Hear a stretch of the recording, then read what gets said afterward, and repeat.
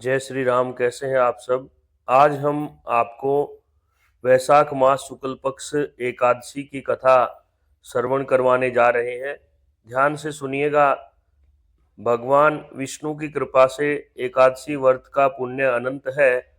धर्मराज युधिष्ठिर कहने लगे, हे केशव, वैशाख मास की शुक्ल पक्ष की एकादशी का क्या नाम है, उसकी क्या कथा है, इस व्रत की क्या विधि है, सो सब विस्तार पूर्वक कहिए। श्री कृष्ण जी कहने लगे, हे धर्मराज, मैं आपसे एक कथा कहता हूँ जिसको महर्षि वशिष्ठ जी ने श्री रामचंद्र जी से कहा था। एक समय श्री रामचंद्र जी बोले, हे गुरुदेव, कोई ऐसा व्रत बताओ जिसके करने से समस्त पाप और दुख नाश को प्राप्त हो जाए। मैंने सीता जी के वियोग में बहुत से दुख भोगे हैं, अतः आप कोई व्रत बतलाइए। महर्षि वशिष्ठ बोले, हे राम, आपने बहुत सुंदर प्रश्न किया है। आपकी बुद्धि अत्यंत शुद्ध और पवित्र है।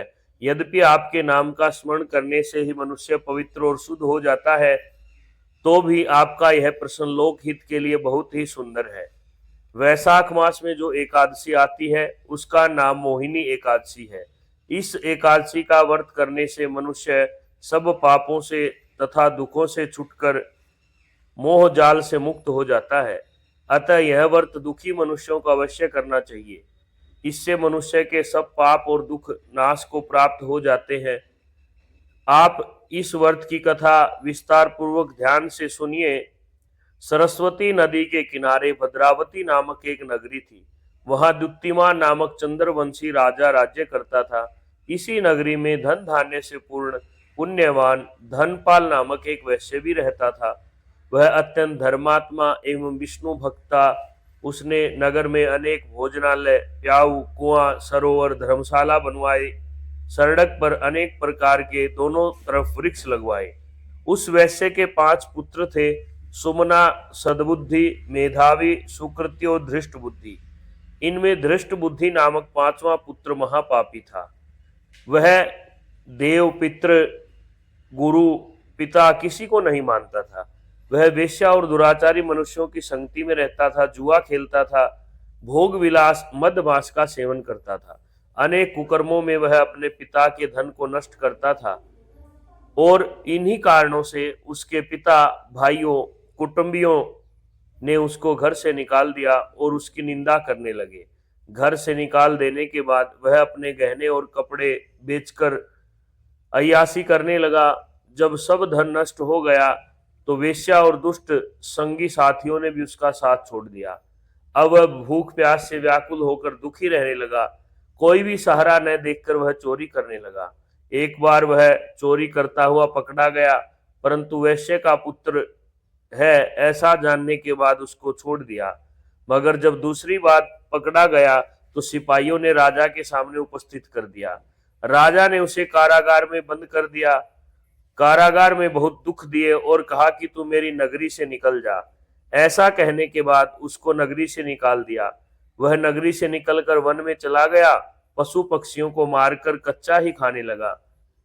कुछ समय के पश्चात वह बहेलिया बन गया और धनुष बाण लेकर पशु पक्षियों को मारकर खाने लगा। एक दिन वह भूख और प्यास से दुखित होकर खाने की खोज में फिर रहा था। कौंडिन्य ऋषि के आश्रम पर पहुंच गया। उस समय वैशाख मास था।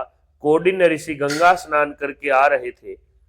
उन्होंने अपने भीगे हुए वस्त्र को झाड़कर सुखाने का कार्य करने को तैयार थे। उसी समय वह वणिक पुत्र वहां पर गया और जैसे ही ऋषि के भीगे हुए वस्त्रों के छींटे उस बणिया के पुत्र पर पड़े तो वह सद्बुद्धि हो गया और हाथ जोड़कर कहने लगा, हे मुने, मैंने अपने जीवन में बहुत पाप किए हैं।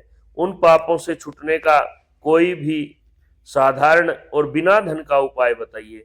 उसके दीन वचन सुनकर ऋषि कहने लगे, आपने बहुत सुंदर प्रश्न किया है।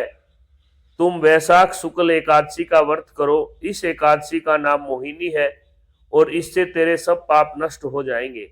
मुनि के वचन सुनकर वह अत्यंत प्रसन्न हुआ और मुनि के बतलाई विधि के अनुसार उसने मोहिनी एकादशी का व्रत किया। हे राम, इस व्रत के प्रभाव से उसके सभी पाप नष्ट हो गए और अंत में वह एक सज्जन पुरुष की भांति जीवन यापन करने लगा और उसने वन में ही सब मोह माया का त्याग करके ऋषि मुनियों की शरण में जीवन बिताया।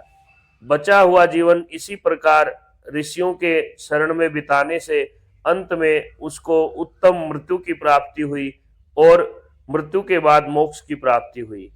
हे राम, जो भी संसार में इस श्रेष्ठ व्रत को कोई करता है वह सब प्रकार से सुख शांति समृद्धि को प्राप्त होता है। इसके महात्म्य को पढ़ने अथवा सुनने से 1000 गौदान का फल प्राप्त होता है और भगवान विष्णु की कृपा से सभी मनोरथ पूर्ण होते हैं।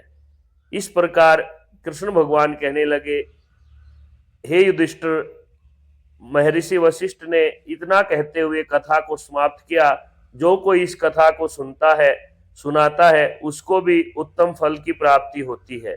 और इस दिन विष्णु भगवान के साथ साथ भगवान श्री राम की भी पूजा करनी चाहिए, क्योंकि भगवान राम से इस कथा का जुड़ाव होने के कारण और भी अधिक पुण्य की प्राप्ति होती है। इस प्रकार एकादशी का व्रत करें, संयम रखें, क्रोध न करें, अन्न का सेवन न करें और कोई भी दुर्व्यवहार किसी के साथ व्रत के दिन न करें। अगले दिन द्वादशी के दिन प्रातःकाल स्नान आदि से निवृत्त होकर तुलसी पत्र से भगवान शालिग्राम भगवान विष्णु को भोग लगाएं और उसके बाद ब्राह्मणों को भोजन कराएं। अगर ऐसा संभव नहीं हो तो जरूरतमंद को भोजन कराएं या गौशाला में आप एक थाली भोजन दान करें। किसी भी परिवार के या पड़ोस में योग्य कोई भी बुजुर्ग हो उसको आप भोजन पर आमंत्रित करें। इस प्रकार से एकादशी का व्रत करें। एकादशी का व्रत सभी व्रतों में श्रेष्ठ है। इसको करने से घर में सब प्रकार के सुख शांति समृद्धि का वास होता है। जय श्री राम। धन्यवाद। जय जय श्री राम।